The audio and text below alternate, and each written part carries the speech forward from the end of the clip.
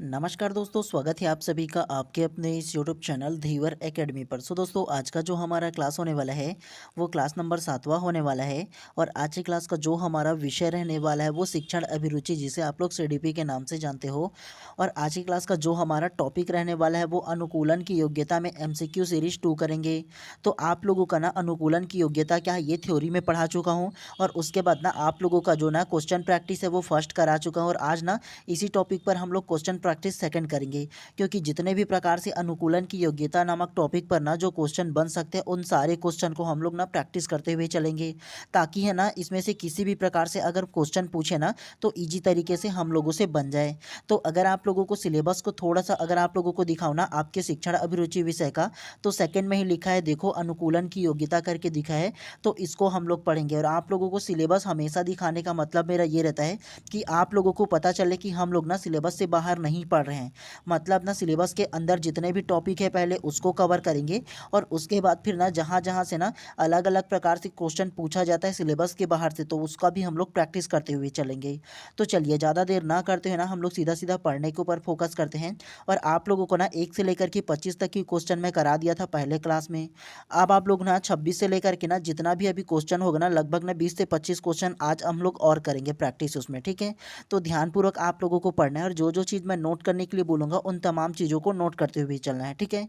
तो चलिए ज़्यादा देर ना करते हुए प्रश्न क्रमांक 26 को ध्यान से पढ़ते हैं। उससे पहले आप लोगों से केवल एक ही हम्बल रिक्वेस्ट रहेगा कि अगर आप लोग चैनल पर नए होंगे तो चैनल को भी सब्सक्राइब कर देना और बेल आइकन को दबा देना, ताकि इसी प्रकार से जब भी मैं क्लास लाऊँ तो प्रॉपर टाइम पे आप लोगों को उसका नोटिफिकेशन मिल पाए। तो चलिए ज़्यादा देर ना करते हुए सबसे पहले प्रश्न क्रमांक 26 को सबसे पहले आप ध्यान से पढ़िए। जीन पियाजे के अनुसार विकास की किस अवस्था में बच्चे वैज्ञानिक चिंतन करना शुरू कर देते हैं?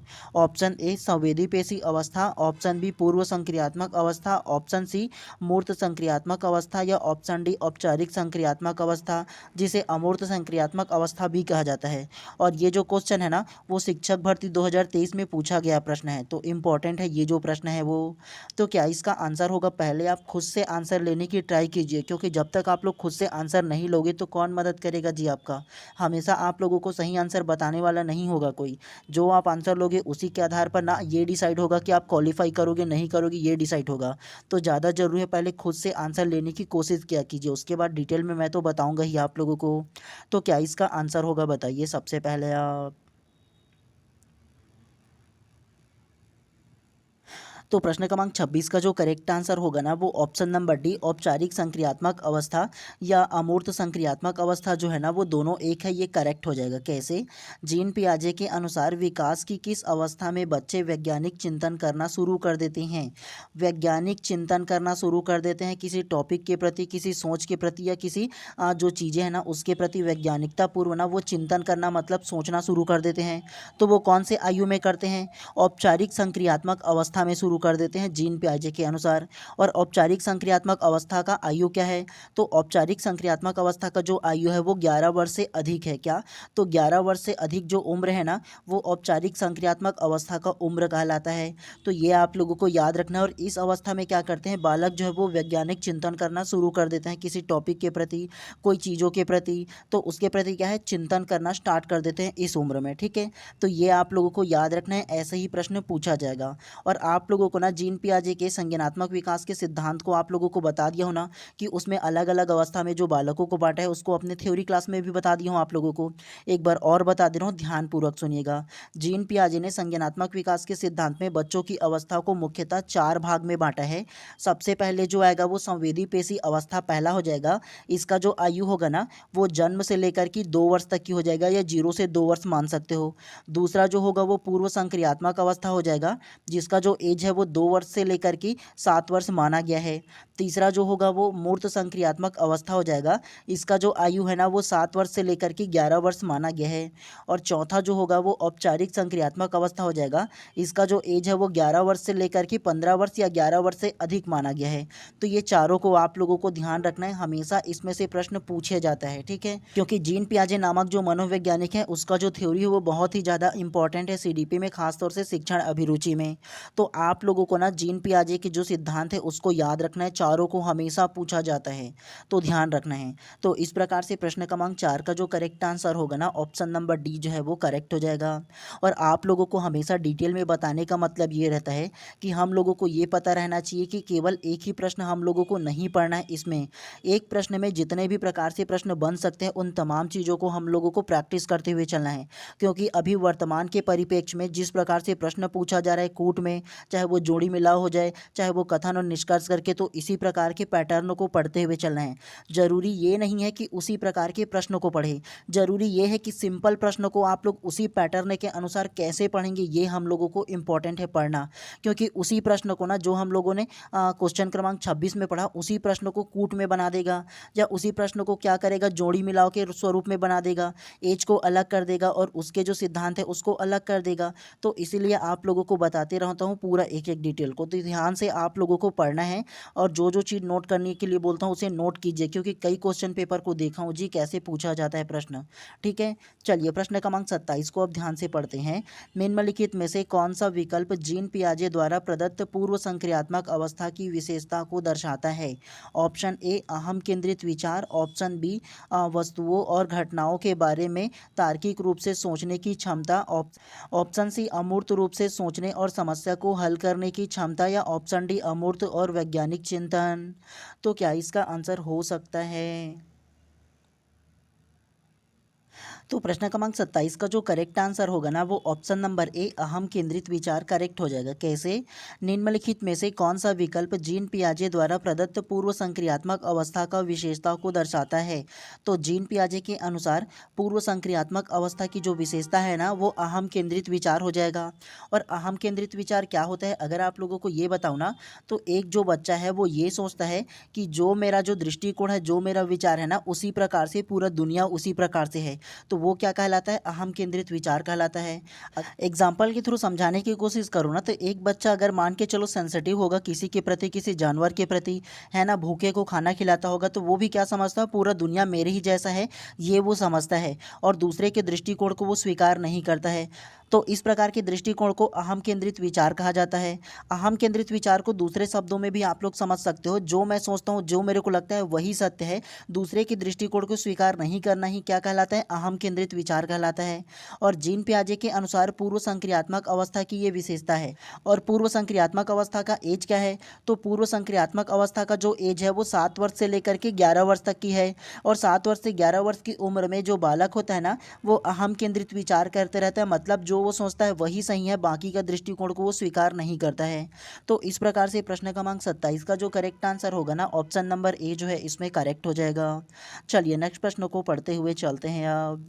चलिए प्रश्न क्रमांक 28 को ध्यान से पढ़िए। कोहलबर्ग के नैतिक विकास के सिद्धांत के अनुसार एक शिक्षक को बच्चे में नैतिकता मूल्य की स्थापना के लिए क्या करना चाहिए?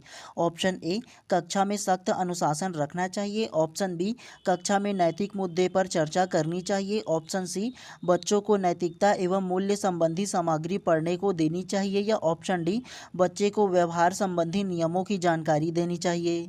तो क्या इसका आंसर होगा बताइए? इजी है, ध्यान से क्वेश्चन को पढ़ोगे तो। तो प्रश्न क्रमांक 28 का जो करेक्ट आंसर होगा ना वो ऑप्शन नंबर बी जो है इसमें करेक्ट हो जाएगा। कक्षा में नैतिक मुद्दे पर चर्चा करनी चाहिए करेक्ट हो जाएगा। कैसे? कोहलबर्ग के नैतिक विकास के सिद्धांत के अनुसार एक शिक्षक को बच्चे में नैतिक मूल्यों की स्थापना के लिए क्या करना चाहिए? तो कोहलबर्ग के नैतिक विकास के सिद्धांत में ना एक जो शिक्षक है उसको नैतिकता के मूल्य के विकास के लिए बच्चों को ना कक्षा में नैतिक मुद्दों पर चर्चा करनी चाहिए।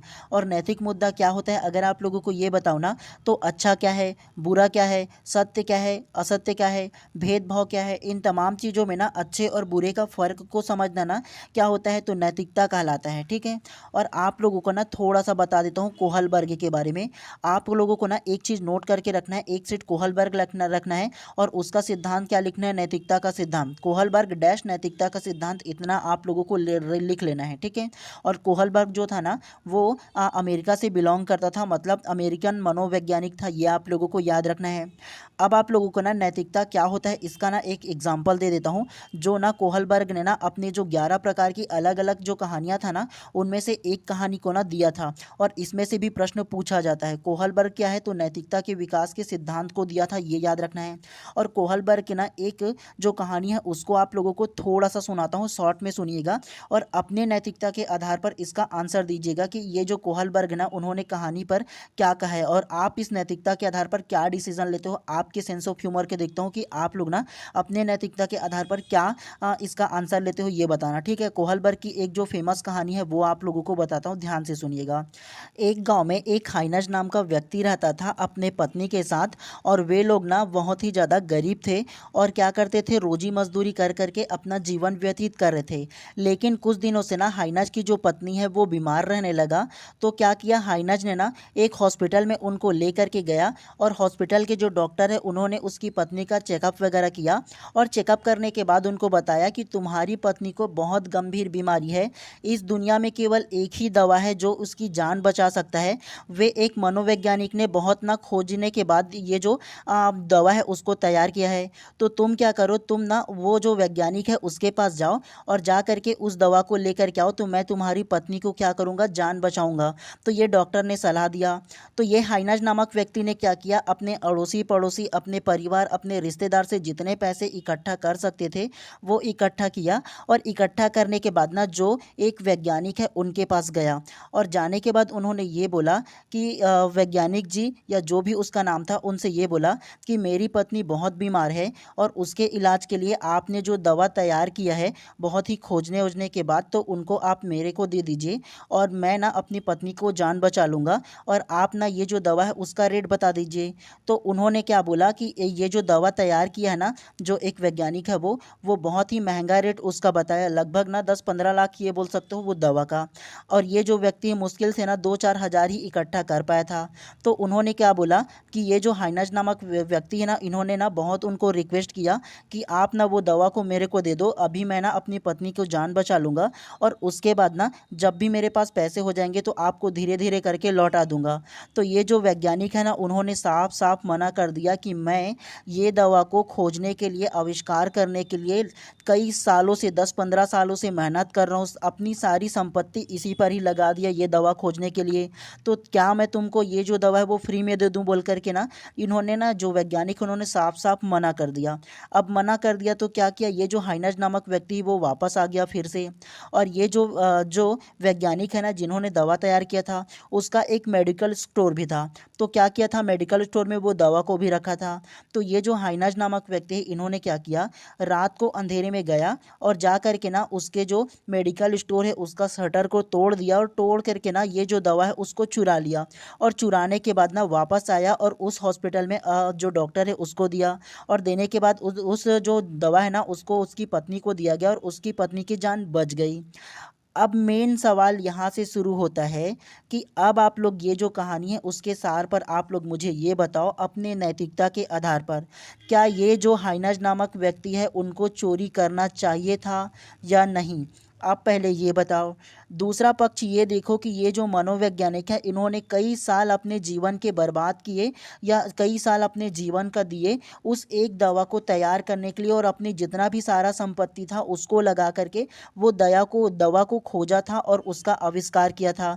तो उसका महंगे दाम पर बेचना और प्रॉफिट कमाना, इसका धर्म था या इसका हित था या नहीं, ये बताओ। दोनों को लेकर के आप लोग बताओ कि ये जो महंगे में बेचा, इनको क्या महंगे में बेचना चाहिए था। हाइनज नामक व्यक्ति को दवा देने से मना किया, तो इनका मना करना सही था या गलत था, या ये जो हाइनज नामक व्यक्ति है इसका चोरी करना सही था और चोरी करके अपनी पत्नी का जान बचाना सही था या नहीं था। ये जो कहानी है ना, इसके माध्यम से कोहलबर्ग नामक जो मनोवैज्ञानिक है, इन्होंने ये साबित करने की कोशिश किया कि नैतिकता क्या होता है। एक तरफ से ना जो नैतिकता का जो तर्कना होता है कि नैतिकता एक्चुअल में क्या है, चोरी करना नैतिकता है कि नहीं, या चोरी करके अपनी पत्नी का जान बचाना नैतिकता है कि नहीं, या दवा को महंगे दाम पर बेचना क्योंकि उन्होंने महंगे पर क्या किया था, बहुत ही मेहनत के द्वारा खोजा था, तो ये इनका नैतिकता है नहीं। कौन इसमें सही है आपको ये बताना है। और यही सवाल जो है ना वो कोहलबर्ग ने ना अपने जो अलग अलग कहानी है उसके माध्यम से बच्चों में ना नैतिकता की जो जानकारी है, नैतिकता की जो भावना है उसको जानने की कोशिश किया था। तो आप अपने हिसाब से कमेंट करके ज़रूर बताइएगा कि इसमें सही क्या है या गलत क्या है। और ना इसी प्रकार की कहानी के माध्यम से जीन पियाजे ने भी बच्चों को जानने की कोशिश किया उसमें किस प्रकार की नैतिकता का विकास है या किस प्रकार की नैतिकता के बारे में सोचते हैं। तो यही कोहलबर्ग का एक कहानी था। तो आप ज़रूर बताइएगा कि इस पर आप लोगों के क्या विचार है, ठीक है। तो ये चीज़ आप लोगों को याद रखना है, ये कहानी भी पूछा जाता है, ठीक है। तो ये भी आप लोगों को याद रखना है। और हाँ, आज का ये जो क्लास हो जाएगा ना उसके बाद इसका जो पूरा पीडीएफ है वो मैं अपने व्हाट्सअप ग्रुप में डाल दूंगा, जो पर्सनली रूप से बनाया हूँ उसमें। तो पूरा पीडीएफ को क्या करना, आप लोग दोबारा एक बार पढ़ लेना अच्छे से, ताकि आप लोगों का बेहतर तरीके से क्या हो, प्रैक्टिस हो सके। और एग्ज़ाम के टाइम से पहले भी आप लोग ना बढ़िया सा क्या करते रहना, आप लोग ना एक बार रिविज़न जरूर करना, और आंसर भी इसमें डाल दूंगा मैं, ठीक है। तो क्या इसका आंसर होगा, तो प्रश्न क्रमांक 28 का जो करेक्ट आंसर है ना ऑप्शन नंबर बी हो जाएगा। और आप लोग व्हाट्सअप ग्रुप में कैसे जुड़ सकते हो ये बताऊँ ना, तो आप लोग क्या कर सो, इंस्टाग्राम पर जाइए और सर्च कीजिए बाय MD धीवर करके। वहाँ पर आप लोगों को ना मेरा प्रोफाइल मिलेगा, और वहाँ पर आप लोग कमेंट करके बोल सकते हो कि व्हाट्सअप ग्रुप में जुड़ना है सर बोल करके। तो वहाँ से आप लोगों को क्या करूँगा, मैं नॉमिनल चार्ज के साथ आप लोगों को जोड़ दूंगा, केवल क्योंकि मेरे को सिंसियर बच्चे ही चाहिए पढ़ने वाले, इसी वजह से ये जो रिक्वायरमेंट है वो रखा हूँ। और इसका जो फीस होगा ना जी, कोई ज़्यादा नहीं है यार, आप लोग मार्केट में सिंपल सा जो कुछ खा के आते हो ना उतना चार्ज है, हर कोई अफोर्ड कर सकता है इतना। तो नॉर्मल सी चार्ज है, कोई ज़्यादा नहीं है, ठीक है। तो इस प्रकार से प्रश्न क्रमांक 28 का जो करेक्ट आंसर होगा ना ऑप्शन नंबर बी जो है इसमें करेक्ट हो जाएगा, ठीक है। और जो लोग इंस्टाग्राम नहीं चलाते ना उनके लिए एक नंबर भी दे दूंगा, तो उसमें ना आप लोग व्हाट्सअप में कांटेक्ट कर सकते हो आप लोग, ठीक है। चलिए नेक्स्ट प्रश्नों को पढ़ने के ऊपर फोकस करते हैं। प्रश्न क्रमांक 40 को पढ़िए। जब कोई बालक पूर्वानुमानित दंड और पुरस्कार के आधार पर नैतिक निर्णय लेता है तो वह खाली स्थान से गुजर रहा होता है। ऑप्शन ए पारंपरिक नैतिकता, ऑप्शन बी पूर्व पारंपरिक नैतिकता, ऑप्शन सी उत्तर पारंपरिक नैतिकता, या ऑप्शन डी अभिप्राय या प्रत्यानयन। तो क्या इसका आंसर हो सकता है, पहले आप गेस कीजिए। और आप लोगों को ना जो आज का ये जो क्लास है उसके प्रश्न क्रमांक पर आप लोगों को ध्यान नहीं देना, ठीक है, क्योंकि इसका जो प्रश्न क्रमांक है ना वो अलग अलग है, क्योंकि जो जो इंपॉर्टेंट प्रश्न है केवल उसी प्रकार के प्रश्न को लेकर क्या हूँ इसके वजह से। तो जो भी प्रश्न में आप लोगों को डाउट होना बिल्कुल कमेंट कर दीजिएगा प्रश्न क्रमांक और उसका डाउट को लेकर के, ठीक है। तो क्या इसका आंसर होगा बताइए सबसे पहले आप। तो प्रश्न क्रमांक 40 का जो करेक्ट आंसर होगा ना वो ऑप्शन नंबर बी पूर्व पारंपरिक नैतिकता करेक्ट हो जाएगा। कैसे, जब कोई बालक पूर्वानुमानित दंड और पुरस्कार के आधार पर नैतिक निर्णय लेता है तो वह खाली स्थान से गुजर रहा होता है। तो वह किससे गुजर रहा होता है, पूर्व पारंपरिक नैतिकता से गुजर रहा होता है। अब पूर्वानुमानित दंड और पुरस्कार क्या होता है आप लोगों को थोड़ा सा ये समझा देता हूँ। पूर्वानुमानित दंड या पुरस्कार ये होता है कि एक जो बालक है ना वो ये सोचता है कि अगर मैं ना इस कार्य को करूँगा, मान के चलो मैं पेपर दिला रहा हूँ दूसरी का, तीसरी का, चौथी का या पाँचवीं का, तो पेपर में मैं अगर अगर कहीं का ना अच्छा प्रदर्शन करूँगा, अच्छा मार्क्स लाऊंगा, तो मेरे को पुरस्कार मिलेगा। और एक जो बालक है वो ये सोचता है कि अगर मैं ये कार्य को करूँगा, किसी प्रकार की चोरी वगैरह हो गया या किसी प्रकार की दूसरा कार्य करूँगा जो अनैतिक है, तो उससे मेरे को क्या मिलेगा, दंड मिलेगा। तो जब कोई बालक पूर्वानुमानित मतलब ना पूर्व से ये डिसाइड करेगा कि मैं ये इस कार्य को करूँगा तो मुझे दंड मिलेगा या पुरस्कार मिलेगा, तो वो किस नैतिकता का निर्णय से गुजरता है, तो वो पूर्व पारंपरिक नैतिकता के निर्णय से गुजरता है। आपको भी पता होगा ना जी कि मान के चलो मैं कुछ काम करूँगा, इसमें दो प्रकार की नैतिकता आएगा या दो प्रकार के परिणाम आएंगे, या तो इस काम से मेरे को कोई पुरस्कार मिलेगा या मेरे को क्या है प्रोत्साहन मिलेगा, या इस कार्य से मेरे को दंड मिलेगा, तो दो ही प्रकार के होता है। तो ये जब कोई कार्य को आप पहले से सोच करके करते हो ना तो वो पूर्व पारंपरिक नैतिकता के अंतर्गत आ जाता है। तो ये आप लोगों को ध्यान रखना है। तो इस प्रकार से प्रश्न क्रमांक 40 का जो करेक्ट आंसर होगा ना ऑप्शन नंबर बी जो है इसमें करेक्ट हो जाएगा। चलिए नेक्स्ट प्रश्न को पढ़ते हुए चलते हैं। आप लोगों को इसका पीडीएफ मिलेगा ना तो दोबारा प्रैक्टिस आप लोग जरूर कीजिएगा, ठीक है, क्योंकि मैं पढ़ा रहा हूँ उसमें, और जब आप लोग खुद पढ़ोगे उसमें जब दो बार प्रैक्टिस करोगे ना तो बेहतर तरीके से समझ में आएगा आप लोगों को। चलिए प्रश्न क्रमांक 55 को ध्यान से पढ़िए।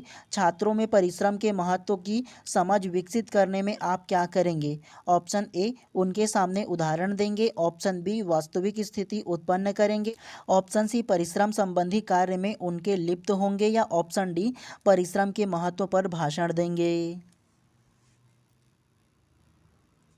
तो प्रश्न क्रमांक 55 का जो करेक्ट आंसर होगा ना वो ऑप्शन नंबर बी वास्तविक स्थिति उत्पन्न करेंगे करेक्ट हो जाएगा। कैसे? छात्रों में परिश्रम के महत्व की समझ विकसित करने के लिए आप क्या करेंगे? तो एक शिक्षक के रूप में छात्रों में परिश्रम संबंधी महत्व को विकसित करने के लिए वास्तविक स्थिति उत्पन्न करेंगे। मतलब यह है कि जब ना छात्र वास्तविक स्थिति में जब कार्य करते हैं, परिश्रम करते हैं, तो उसको बहुत अच्छे तरीके से समझ पाते हैं और शिक्षक भी अच्छे से समझा पाएगा, क्योंकि वो स्वयं करके सीखेगा ना। तो इसीलिए वास्तविक स्थिति उत्पन्न करना ज़्यादा बेहतर आंसर होगा इसमें। केवल उदाहरण देना सही नहीं है इसमें, ठीक है। उसके अलावा महत्व पर क्या है, भाषण तो नहीं दे सकते। परिश्रम संबंधी कार्य में लिप्त होंगे, तो लिप्त होना सही है, लेकिन वास्तविक स्थिति में ज़्यादा बेहतर होगा इसका जो आंसर है वो। तो इसीलिए प्रश्न क्रमांक 55 का जो करेक्ट आंसर है ऑप्शन नंबर बी जो है इसमें करेक्ट हो जाएगा।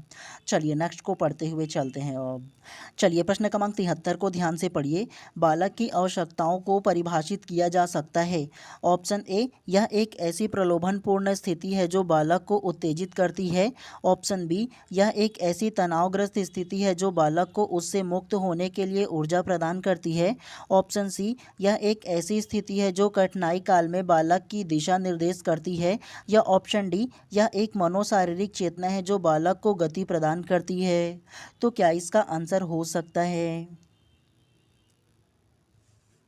तो प्रश्न क्रमांक 73 का जो करेक्ट आंसर है ना वो ऑप्शन नंबर बी जो है वो करेक्ट हो जाएगा। यह एक ऐसी तनावग्रस्त स्थिति है जो बालक को उससे मुक्त होने के लिए ऊर्जा प्रदान करती है करेक्ट हो जाएगा। कैसे? बालक की आवश्यकताओं को परिभाषित किया जा सकता है। मतलब एक बालक की क्या क्या आवश्यकता है इसको कैसे परिभाषित किया जा सकता है? तो यह एक ऐसी तनावग्रस्त स्थिति है जो बालक को उससे मुक्त होने के लिए क्या किया जाता है, ऊर्जा प्रदान करती है। तो अगर प्रश्न पॉजिटिव है तो आंसर भी पॉजिटिव लोगे ना। जी हाँ, प्रलोभन की स्थिति थोड़ी ना होगा जो उत्तेजना प्रदान प्रदान करेगा, तो ये नहीं होगा। उसके अलावा ऐसा स्थिति है जो कठिनाई काल में बालक को दिशा निर्देश भी नहीं होगा। देखो, तनावग्रस्त स्थिति है लेकिन क्या है वो मुक्त होने के लिए ऊर्जा प्रदान होता करता है। मतलब यह क्या है, क्रिएटिविटी तरीके से अच्छे गुण को बता रहे हैं ना। तो इसी प्रकार से ये ऑप्शन नंबर बी जो है वो उसमें करेक्ट हो जाएगा। ठीक है, ध्यान से देखोगे तो समझ में भी आ जाएगा। तो इस प्रकार से प्रश्न क्रमांक 73 का जो करेक्ट आंसर है ना ऑप्शन नंबर बी जो है इसमें करेक्ट हो जाएगा। चलिए नेक्स्ट प्रश्न को पढ़ते हैं अब। चलिए प्रश्न क्रमांक 75 को पढ़िए। शिक्षा का उद्देश्य छात्र का सर्वांगीण विकास है, इसमें सम्मिलित नहीं है। ऑप्शन ए आर्थिक विकास, ऑप्शन बी शारीरिक विकास, ऑप्शन सी मानसिक विकास या ऑप्शन डी नैतिक विकास। तो क्या इसका आंसर होगा? तो प्रश्न क्रमांक 75 का जो करेक्ट आंसर होगा ना वो ऑप्शन नंबर ए आर्थिक विकास करेक्ट हो जाएगा। कैसे? शिक्षा का उद्देश्य छात्र का सर्वांगीण विकास है, इसमें सम्मिलित नहीं है। तो इनमें जो सम्मिलित नहीं है ना छात्रों का सर्वांगीण विकास में, वो आर्थिक विकास करेक्ट हो जाएगा। मतलब स्कूल में जब शिक्षा दिया जाता है तो बालकों का सर्वांगीण विकास पर जोर दिया जाता है। और सर्वांगीण विकास का मतलब ये होता है कि बालकों का शारीरिक विकास, नैतिक विकास, मानसिक विकास, बौद्धिक विकास, समस्त प्रकार की जो विकास है ना वो किया जाता है एक स्कूल में शिक्षकों द्वारा। लेकिन आर्थिक विकास पर बल नहीं दिया जाता। मतलब रुपया पैसे से रिलेटेड उनको ना जो बल है या उसको सहयोग नहीं किया जाता है। ठीक है, तो ये याद रखना है। सर्वांगीण विकास का मतलब शारीरिक विकास हो जाएगा, नैतिक विकास हो जाएगा, मानसिक विकास हो जाएगा, बौद्धिक विकास हो जाएगा, तमाम फील्ड आएगा। लेकिन क्या है ना, आर्थिक विकास नहीं आएगा। तो इस प्रकार से प्रश्न क्रमांक 75 का जो करेक्ट आंसर है ऑप्शन नंबर ए जो है इसमें करेक्ट हो जाएगा। चलिए प्रश्न क्रमांक 87 को ध्यान से पढ़िए। शिक्षा सर्वाधिक सहायक है। ऑप्शन ए बालक का सामाजिक विकास, ऑप्शन बी बालक का नैतिक विकास, ऑप्शन सी बालक का मानसिक विकास या ऑप्शन डी बालक का सर्वांगीण विकास। तो प्रश्न क्रमांक 87 का जो करेक्ट आंसर होगा ना वो ऑप्शन नंबर डी बालक का सर्वांगीण विकास इसमें करेक्ट हो जाएगा। कैसे? शिक्षा सर्वाधिक सहायक है, तो शिक्षा जो सर्वाधिक सहायक होगा वो बालक का सर्वांगीण विकास ना हो जाएगा जी। और सर्वांगीण विकास में बालक का सामाजिक विकास आ जाएगा, बालक का नैतिक विकास भी आ जाएगा, बालक का मानसिक विकास आ जाएगा। मतलब उसका सर्वांगीण तरीके से क्या करना है, विकास आ जाएगा जो बालक का सर्वांगीण विकास लिखा है उसमें। ठीक है, और ये जो ना नेक्स्ट प्रश्न हम लोग पढ़े थे ना उसी जैसा है।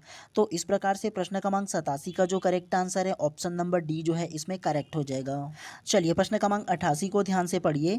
आपके विचारानुसार छात्र छात्राओं में पारस्परिक सहयोग की भावना के लिए ऑप्शन ए विकसित करने हेतु सर्वाधिक प्रभावी उपाय है, ऑप्शन बी स्कूल में पाठ्य सहगामी क्रियाओं का आयोजन करना, ऑप्शन सी झगड़ालू छात्र का बहिष्कार करना या ऑप्शन डी विद्यालय के सभी शिक्षकों द्वारा सहयोग का उदाहरण पेश करना। तो क्या इसका आंसर हो सकता है? तो प्रश्न क्रमांक 88 का जो करेक्ट आंसर होगा ना वो ऑप्शन नंबर बी जो है इसमें करेक्ट हो जाएगा। स्कूल में पाठ्य सहगामी क्रियाओं का आयोजन करना करेक्ट हो जाएगा। कैसे? आपके विचारानुसार छात्र छात्राओं में पारस्परिक सहयोग की भावना के लिए, तो हमारे अनुसार ना छात्र छात्राओं में पारस्परिक सहयोग की भावना के विकास के लिए स्कूल में पाठ्य सहगामी क्रियाओं का आयोजन करना करेक्ट हो जाएगा। और पाठ्य सहगामी क्रियाओं का मतलब ये होता है कि स्कूल के अंदर जितने भी प्रकार की एक्टिविटी होता है ना, चाहे वो शारीरिक मानसिक बौद्धिक जितने भी प्रकार के खेलकूद का आयोजन किया जाता है, एक्टिविटी किया जाता है, चाहे वो प्रतियोगिता किया जाता है, तमाम चीज़ जो होगा ना वो स्कूल में पाठ्य सहगामी क्रिया के अंतर्गत आ जाएगा। ठीक है। और इससे क्या होगा, इससे ना छात्रों के परस्पर सहयोग की भावना बढ़ेगा। खेल खेल के माध्यम से क्या होता है जी, सहयोग की भावना ना बढ़ता है। तो इस प्रकार से प्रश्न क्रमांक 88 का जो करेक्ट आंसर होगा ऑप्शन नंबर बी जो है वो करेक्ट हो जाएगा। चलिए नेक्स्ट प्रश्न को पढ़ते हुए चलते हैं। चलिए प्रश्न क्रमांक 89 को ध्यान से पढ़िए। सार्वजनिक परीक्षाओं में नकल की प्रवृत्ति का उन्मूलन किया जा सकता है। ऑप्शन ए कठोर कानून बनाकर, ऑप्शन बी अध्यापक एवं अभिभावकों के सहयोग से, या ऑप्शन डी पठन पाठन का उत्तम व्यवस्था द्वारा, या ऑप्शन डी पुलिस तथा प्रशासन की मदद द्वारा। तो क्या इसका आंसर होगा? तो प्रश्न क्रमांक 89 का जो करेक्ट आंसर है ना वो ऑप्शन नंबर सी जो है वो करेक्ट हो जाएगा। पठन पाठन की उत्तम व्यवस्था द्वारा करेक्ट हो जाएगा। कैसे? सार्वजनिक परीक्षाओं में नकल की प्रवृत्ति का उन्मूलन किया जा सकता है। सार्वजनिक परीक्षाओं में नकल करने को ना बंद कैसे किया जा सकता है? बंद आप लोग तभी करोगे ना जी एक शिक्षक के रूप में, जब पठन पाठन की उत्तम व्यवस्था करोगे। मतलब ना इस प्रकार से पढ़ाओगे कि बच्चे को ना अच्छे से याद रहे, बच्चे को अच्छे से समझ में आए। इस तरीके से पढ़ाओगे, चाहे वो खेल के माध्यम से पढ़ाओ, चाहे वो किसी भी प्रकार से पढ़ाओ। तो इस प्रकार से अगर पढ़ाओगे और बच्चे को एक बार में समझ आएगा, तो किसी प्रकार से नकल करने की उनकी ज़रूरत पड़ेगा क्या? नहीं पड़ेगा। तो मेन जो भावना होगा ना वो पठन पाठन को उत्तम बनाना, उत्तम उसकी व्यवस्था करना जरूरी हो जाएगा। और शिक्षक एक कैसा होगा जी, एक अच्छा शिक्षक या आदर्श शिक्षक तभी होगा जब अपने कोई भी टॉपिक आप पढ़ा रहे हो तो उसको बच्चे जो है ना वो एक बार में अच्छे से समझ जाए। तो ये उत्तम क्या होगा, उत्तम शिक्षा व्यवस्था हो जाएगा। और एक अच्छे जो शिक्षक है उसका भी पहचान होगा। और इसके माध्यम से क्या होगा, नकल की प्रवृत्ति का उन्मूलन किया जा सकता है, नकल को बंद किया जा सकता है। कठोर कानून आप लोग कितनों भी बना लो, लेकिन नकल करने वाला तो फिर छोड़ ही दो आप लोग उसका। उसके अलावा अभिभावकों का सहयोग भी उसमें बेकार हो जाएगा। पुलिस प्रशासन की मदद द्वारा भी वो हो जाएगा। क्योंकि एकमात्र उत्तम और अच्छा जो इसका उदाहरण है वो ऑप्शन नंबर सी जो है इसमें करेक्ट हो जाएगा। ठीक है, जो पॉजिटिविटी को दर्शा रहा है वो। चलिए नेक्स्ट प्रश्न को पढ़ते हुए चलते हैं। चलिए प्रश्न क्रमांक 90 को ध्यान से पढ़ते हैं। और आप लोग एक चीज़ और जान लो, आप लोगों को ना औरों से बहुत ज़्यादा पढ़ना है। मतलब ना इस प्रकार से पढ़ना है कि एक क्वेश्चन में जितने भी प्रकार के क्वेश्चन बन सके उस प्रकार से भी पढ़ना है। और बाकियों से आप लोगों को एक्स्ट्रा मेहनत करना है, ये भी आप लोगों को ध्यान रखना है जी। क्योंकि कट ऑफ आप लोग को पता होगा ना पिछले बार कितना ज़्यादा गया था। तो अभी भी आप लोगों को मेहनत करना है, 3-4 महीना है, बहुत है। इतना ईजिली तरीके से आप लोग तैयारी कर सकते हो। और आप लोग ना अपने समझ पर ज़्यादा जोर देना, खासतौर से शिक्षण अभिरुचि के विषय में रटना आप लोग मत। ठीक है। चलिए प्रश्न क्रमांक 90 को ध्यान से पढ़िए। प्रभावी एवं सफल शिक्षण के लिए सर्वाधिक आवश्यक है। ऑप्शन ए साहित्यिक भाषा का अधिकाधिक उपयोग, ऑप्शन बी श्याम पाठ का अधिकाधिक उपयोग, ऑप्शन सी विद्यार्थियों को अधिकाधिक नोट्स लिखवाना, या ऑप्शन डी व्यवहारिक उदाहरणों द्वारा विषय को स्पष्ट करना। तो प्रश्न क्रमांक 90 का जो करेक्ट आंसर होगा ना वो ऑप्शन नंबर डी व्यवहारिक उदाहरण द्वारा विषय को स्पष्ट करना करेक्ट हो जाएगा। कैसे? प्रभावी एवं सफल शिक्षण के लिए सर्वाधिक आवश्यक है। प्रभावी और सफल शिक्षण कैसे होगा? व्यवहारिक उदाहरणों द्वारा विषय को स्पष्ट करना।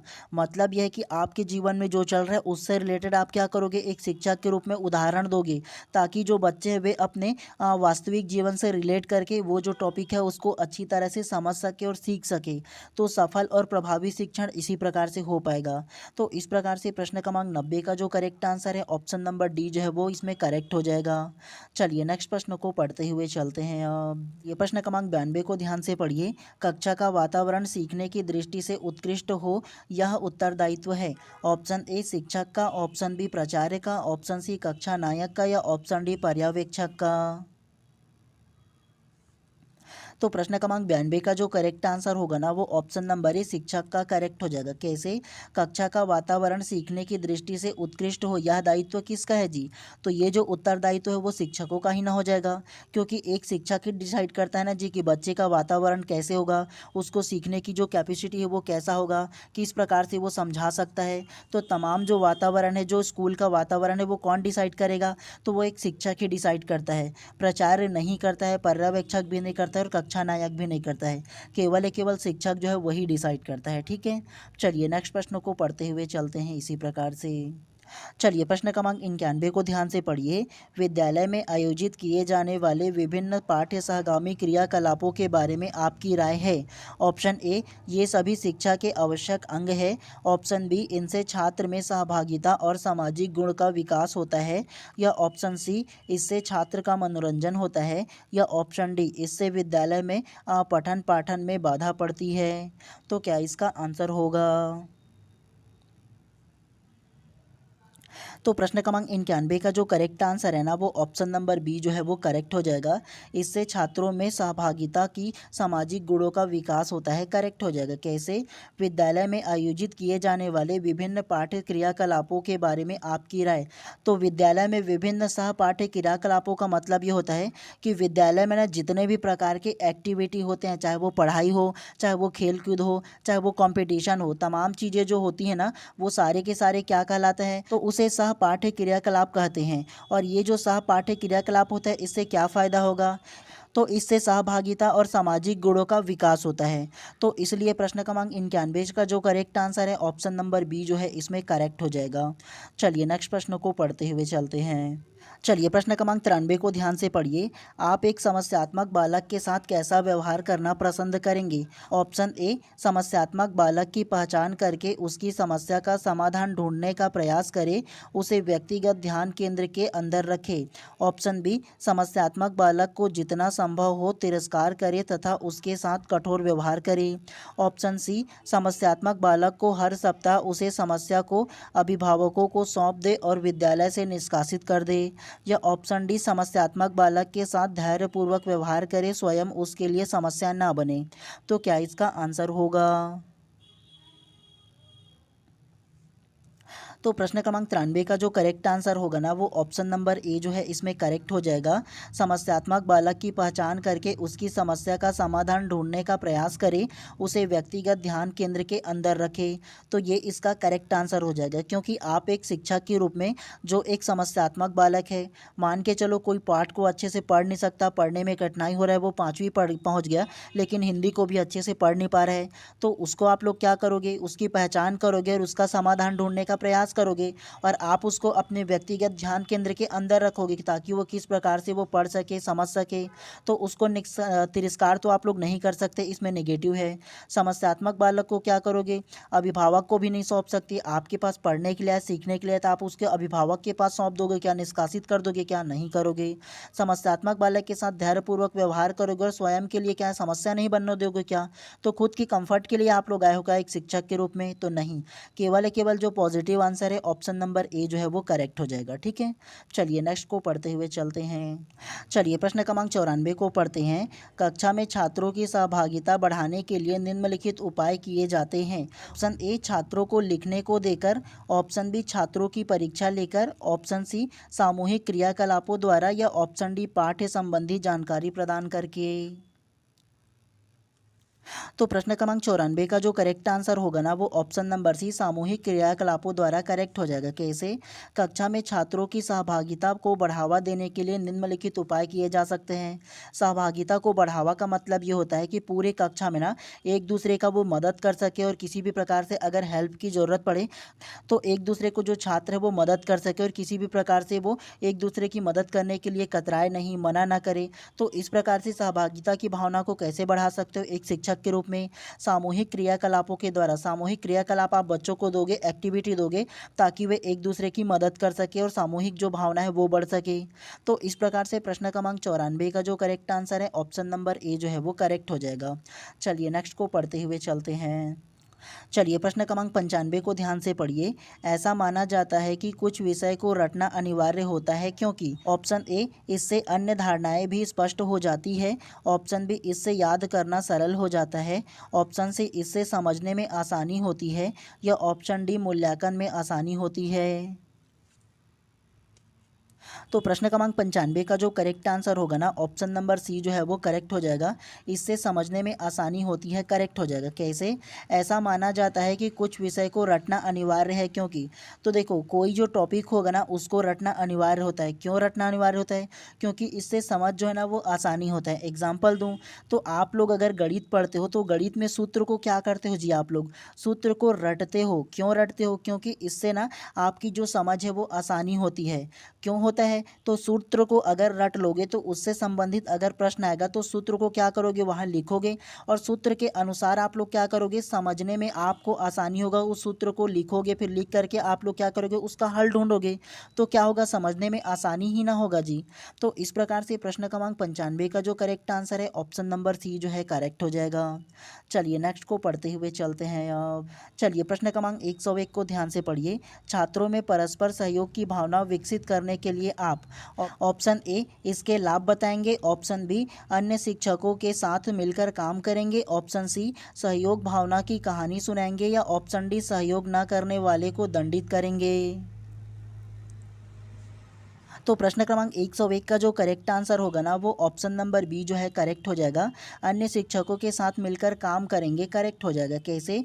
छात्रों में परस्पर सहयोग की भावना विकसित करने के लिए आप, तो एक शिक्षक के रूप में छात्रों के बीच सहयोग की भावना विकसित करोगे तो अन्य शिक्षकों के साथ मिलकर क्या करोगे? काम करोगे। तो आपके काम को देखकर छात्र क्या करेंगे? सीखेंगे और वो भी सहयोग की भावना क्या होगा? विकसित होगा उनमें।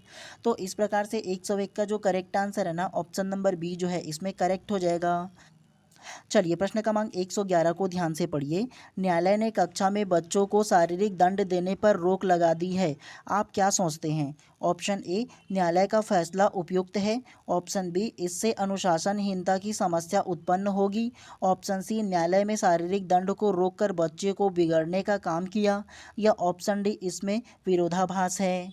तो क्या इसका आंसर होगा?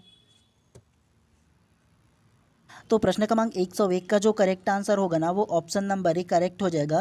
न्यायालय का फैसला उपयुक्त है, करेक्ट हो जाएगा। कैसे? न्यायालय ने कक्षा में बच्चों को शारीरिक दंड देने पर रोक लगा दी है। आप क्या सोचते हैं? तो जो भी न्यायालय का जो फैसला आता है उसे आप लोग क्या करोगे? मान्य ही ना करोगे जी, उसको मानोगे ही ना। तो न्यायालय का फैसला क्या होगा? उपयुक्त है ही ना सोचोगे, क्योंकि ये अनुशासनहीन उत्पन्न करता है, नहीं बोल सकते आप। उसके अलावा शारीरिक दंड को रोकने में बिगाड़ता है, ये भी नहीं बोल सकते। विरोधाभास है, ये भी नहीं बोल सकते। तीनों के तीनों नेगेटिव है, क्योंकि न्यायालय का जो भी फैसला होता है उसको जनता को, चाहे वो सरकार को, सबको मानने पड़ते हैं। तो इसीलिए पॉजिटिव जो आंसर होगा, न्यायालय का फैसला उपयुक्त है, इसमें करेक्ट हो जाएगा। चलिए नेक्स्ट प्रश्न को पढ़ते हुए चलते हैं अब। चलिए प्रश्न क्रमांक 103 को ध्यान से पढ़िए। किस कारण से बालक में कुंठा जन्म लेती है? ऑप्शन ए, व्यक्तिगत अक्षमता के फलस्वरूप। ऑप्शन बी, प्रोत्साहन के अभाव के परिणाम स्वरूप। ऑप्शन सी, अभिप्रेरकों के संघर्ष के फलस्वरूप। या ऑप्शन डी, इनमें से कोई नहीं। तो प्रश्न क्रमांक 103 का जो करेक्ट आंसर होगा ना वो ऑप्शन नंबर ए, व्यक्तिगत अक्षमता के फलस्वरूप करेक्ट हो जाएगा। कैसे? किस कारण बालकों में कुंठा जन्म लेती है? कुंठा का जो मतलब होता है वो व्यक्ति में ना अक्षमता हो जाता है जी। मतलब अपने आप को क्या समझता है? हीन समझता है। दूसरों से ना अपने आप को तुच्छ समझने लगता है, हीन समझने लगता है, कमज़ोर समझने लगता है। तो ये क्या कहलाता है? कुंठा कहलाता है। ठीक है। और इससे क्या होता है? व्यक्तिगत जो अक्षमता के फलस्वरूप कुंठा जन्म लेता है। तो इस प्रकार से 103 का जो करेक्ट आंसर होगा ऑप्शन नंबर ए जो है इसमें करेक्ट हो जाएगा। चलिए प्रश्न क्रमांक 113 को ध्यान से पढ़िए। समायोजन व्यक्ति को सहायता प्रदान करती है। ऑप्शन ए, व्यक्ति की इच्छाओं को पूरा करने में। ऑप्शन बी, व्यक्ति की आवश्यकताओं को पूरा करने में। ऑप्शन सी, व्यक्ति की इच्छाओं आवश्यकताओं को पूरा करने की योग्यता विकसित करने में। या ऑप्शन डी, व्यक्ति की इच्छाओं आवश्यकताओं को पूरा करने संबंधी योग्यताओं तथा क्षमताओं में संतुलन स्थापित करने में। तो क्या इसका आंसर होगा? तो प्रश्न क्रमांक 113 का जो करेक्ट आंसर होगा ना वो ऑप्शन नंबर डी जो है इसमें करेक्ट हो जाएगा। व्यक्ति की इच्छाओं आवश्यकताओं को पूरा करने संबंधी योग्यताओं तथा क्षमताओं में संतुलन स्थापित करने में करेक्ट हो जाएगा। कैसे? समायोजन व्यक्ति में सहायता प्रदान करती है। तो समायोजन व्यक्ति में जो सहायता प्रदान करेगा वो व्यक्ति की इच्छाओं आवश्यकताओं को पूरा करने संबंधी जो योग्यता जो क्षमता होगा ना तो उसमें संतुलन स्थापित करना क्या होगा? समायोजन कहलाएगा। और ये अपने थ्योरी में भी बता दी हूँ आप लोगों को समायोजन क्या होता है। तो इस प्रकार से प्रश्न क्रमांक 113 का जो करेक्ट आंसर है ऑप्शन नंबर डी जो है वो करेक्ट हो जाएगा। चलिए आज की क्लास के अंतिम प्रश्नों को पढ़ते हुए चलते हैं, तो ध्यान से इसको पढ़िएगा। चलिए प्रश्न क्रमांक 119 को पढ़िए। एक शिक्षिका प्राय ही अपने विद्यार्थी की शिकायत प्राचार्य से करती है। शिक्षिका का यह व्यवहार संकेत है। ऑप्शन ए उसके श्रेष्ठ एवं जागरूक होने का, ऑप्शन बी श्रेष्ठ समायोजन का, ऑप्शन सी कुसमायोजन का, या ऑप्शन डी प्रधानाचार्य को सहयोग करने का। तो क्या इसका आंसर होगा? तो प्रश्न क्रमांक 119 का जो करेक्ट आंसर होगा ना वो ऑप्शन नंबर सी कुसमायोजन का करेक्ट हो जाएगा। कैसे? एक शिक्षिका प्राय ही अपने विद्यार्थी की शिकायत प्रधानाचार्य से करती है। शिक्षिका का यह व्यवहार संकेत करता है। तो एक जो शिक्षिका है वो अपने जो क्लास में विद्यार्थी है ना उसकी शिकायत लेकर के प्रधानाचार्य मतलब जो प्रिंसिपल है उसके पास ले जाता है। तो वो किस प्रकार के व्यवहार को प्रदर्शित कर रहे हैं? कुसमायोजन का। जी आप मुझे ये बताओ, अगर आप कोई क्लास टीचर हो मतलब वहाँ पढ़ाते हो, तो कोई भी अगर उद्दंडी बालक हो गया या किसी प्रकार की घटना वगैरह हो गया तो आप एक शिक्षक होने के नाते उसे स्वयं हैंडल करोगे कि आप सीधा उसको प्रिंसिपल के पास लेकर के जाओगे? आप स्वयं हैंडल करने की कोशिश करोगे ना जी, क्योंकि आप वहाँ के क्या हो? आप वहाँ के टीचर हो जी, वहाँ उस कक्षा के उस वक्त टीचर हो आप। ठीक है, तो एक टीचर होने के नाते आप ना स्वयं क्या करोगे? उसको समाधान करने की ना कोशिश करोगे। और आप में ये काबिलियत होनी चाहिए ना एक शिक्षक होने के नाते कि प्रधानाचार्य के पास उस समस्या को लेकर के चले जाओगे। नहीं ले जाओगे तो ये कुसमायोजन का क्या होगा? उदाहरण होगा। तो इस प्रकार से प्रश्न क्रमांक 119 का जो करेक्ट आंसर है ऑप्शन नंबर सी जो है इसमें करेक्ट हो जाएगा। तो चलिए आज की इस क्लास को यहीं पर समाप्त कर देते हैं। और अगर आप लोग चैनल पर नए होंगे तो चैनल को भी सब्सक्राइब कर देना और बेल आइकन को दबा देना, ताकि इसी प्रकार से जब भी मैं क्लास लाऊं तो प्रॉपर टाइम पे आप लोगों को उसका नोटिफिकेशन मिल पाए। तो ज़्यादा ज़रूरी कि आप चैनल को सब्सक्राइब कर देना। ठीक है, और इस क्लास के ना लगभग 1 घंटे बाद ना आप लोगों का इसका जो PDF है वो मैं अपने व्हाट्सएप ग्रुप में डाल दूंगा, तो वहाँ से आप लोग डाउनलोड कर लीजिएगा। ठीक है।